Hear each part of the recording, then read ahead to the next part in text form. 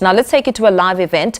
Businesses have gathered at the two-day BBC summit and have described the African Continental Free Trade Area as a means to survival, calling for opportunities and the shipment of their products to other countries trading under the agreement. Now this has become a reality for the country, with the Trade Industry and Competition Minister saying they have been since inundated with calls for more companies that want to trade. Let's now take you live now and listen in to part of President Cyril Ramaphosa's address at the summit.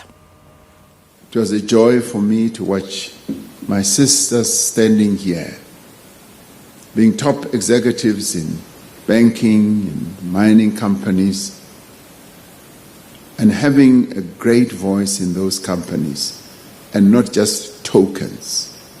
And this, for us, is a big achievement, but we need more.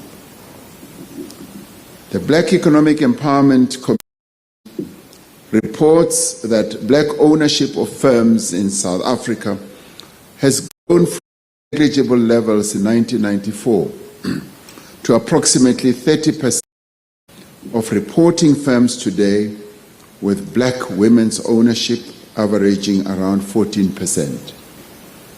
The Black Industrialist Program that we initiated in 2016 had an initial target of 100 black industrialists to be supported and developed. Today, in 2024, we have over 1,700 black-owned and managed firms across a number of sectors of our economy that are benefiting from this program. Last month, we hosted the second Black Industrialists and Exporters Conference, which brought together more than 1,200 black-owned black businesses.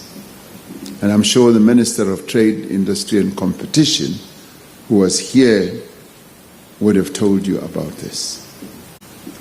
The conference was an opportunity to reflect on progress made, on challenges encountered, and on steps to be taken to boost black industrialist development in the next 5 years. These firms are active in the food, agriculture sectors, in clothing, in cosmetics, pharmaceuticals, high-tech, steel, and creative industries or sectors, amongst others. And these firms have a combined 30 billion rand annual turnover, the type of turnover that did not exist for black people. And they have created a number of jobs. And these industrialists are investing in capital stock, in machinery, equipment, working capital, and bringing the spirit of entrepreneurship to their businesses. More than this, these black industrialists become to young people who see that it can be done. It is possible. Many are exporting to a number of countries. The Africa Continental Free Trade Area holds immense potential in this regard.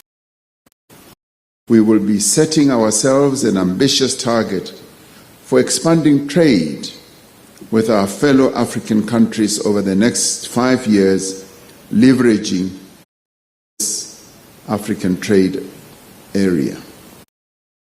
An area that opens up the entire continent of 1.3 billion people without having, for a number of products, to pay tariffs.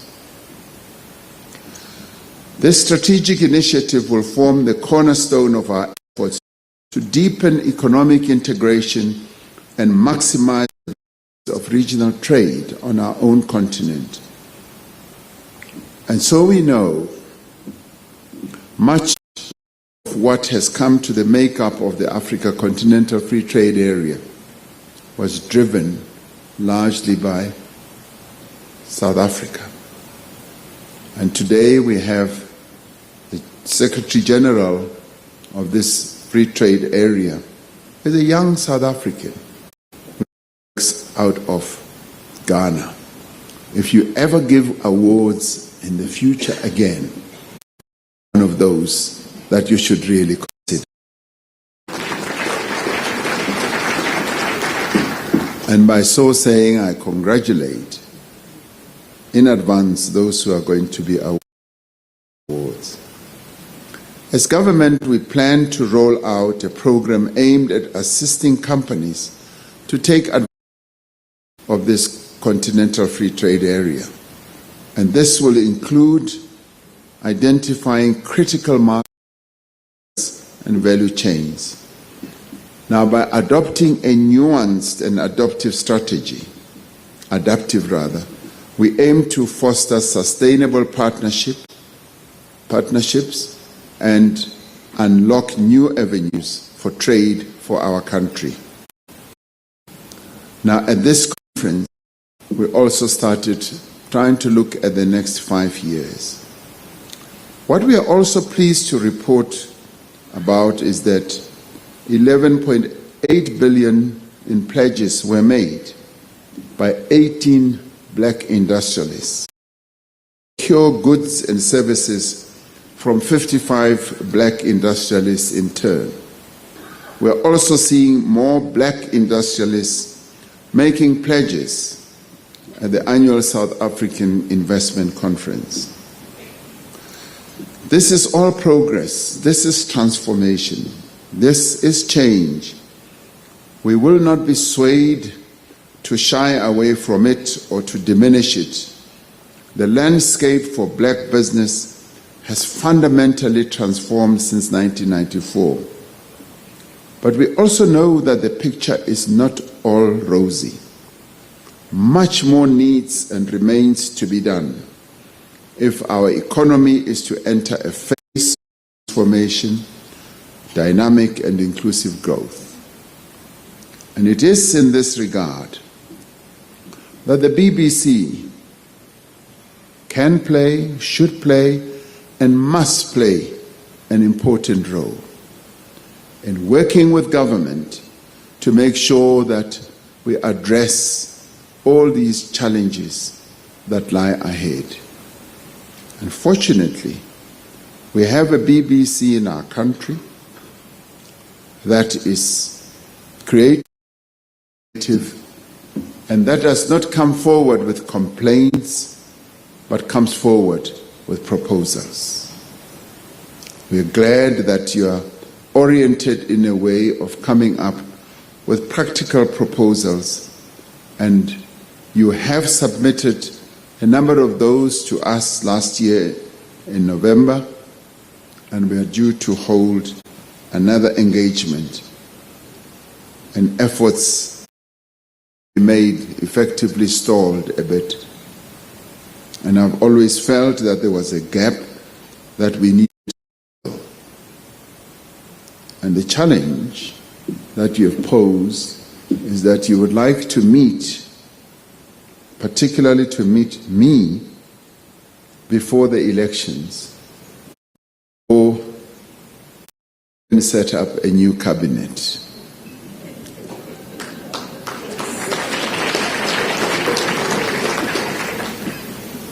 And it was suggested that, wouldn't that be state capture, re-emerging?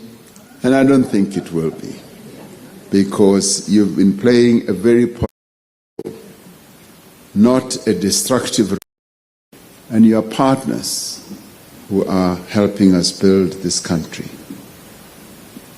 So it is in this regard that we want to continue working with yourselves, because as we do, we will be able to change the trajectory of our country's economy. Because it is when we focus on investing strategically in the economy and lay the groundwork for prosperity and also for opportunities increasing. And we now need to raise our gaze and look at new industries that are coming on the horizon. Green economy, offers enormous opportunities to black business. As government, we are prioritizing the production, for instance, of electric vehicles, the green hydrogen production, and the processing of critical minerals essential for battery value chain. And I know that in your summit you also spoke about some of these. And we have, as government, announced a number of incentives that we believe will be beneficial to black business and also lead to greater progress. And in doing so, I do believe that working together is the answer. Now these initiatives that we have on underscore our dedication to promoting economic empowerment, fostering entrepreneurship, and creating a more inclusive and equitable economy. Over the past 30 years, South Africa has undergone deep fundamental and what I believe is irreversible change. It has been tangible and its dividends can be seen, but we need more dividends for many of our people. Now, black business has been a valued partner in this. And we salute you for your solidarity, your positive cooperative spirit in this journey. As we look to the future with optimism, we should continue to work together on the journey towards a fully transformed economy. Now, this approach of working together was repeated this afternoon by President Thabo Mbeki in a seminal speech which he delivered at Freedom Park, where he was reflecting on the 30 years of our democracy. He made a key proposal on how we should move our country forward. He preceded his proposal by giving a thorough analysis of the progress that we have made in the last 30 years, despite the stagnation we've been through since 2008 as a result of exogenous and indigenous and he said, right, there we have it, coming out of that keynote address by President Cyril Ramaphosa, addressing the final day 2 of the Black Business Council Summit, speaking quite extensively about some of the highlights that have come from this, talking about the role of black industrialists, saying that they've invested in machinery, equipment, and become role models to young people who see that it can be done. Also speaking quite a bit about the African continental free trade area, say that they've set up an ambitious target to expand trade to fellow African countries in the next 5 years. And speaking about some of the advantages for business, saying 1.3 billion people have this opportunity, opens that up across the continent without having to pay tariffs. Touching a little bit about how the businesses need to raise their gaze and look at new industries, specifically looking at black business, saying that the green economy is an enormous opportunity in that regard. So some of the highlights coming out of that address, of course, we'll continue to bring you more of what comes out of it throughout the course of the evening.